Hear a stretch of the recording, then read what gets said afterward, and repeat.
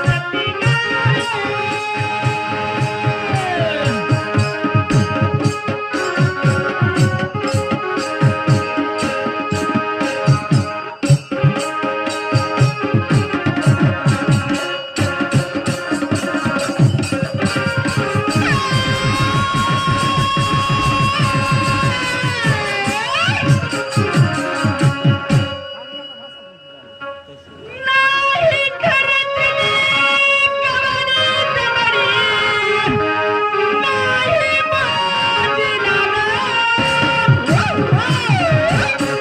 नाही माझीला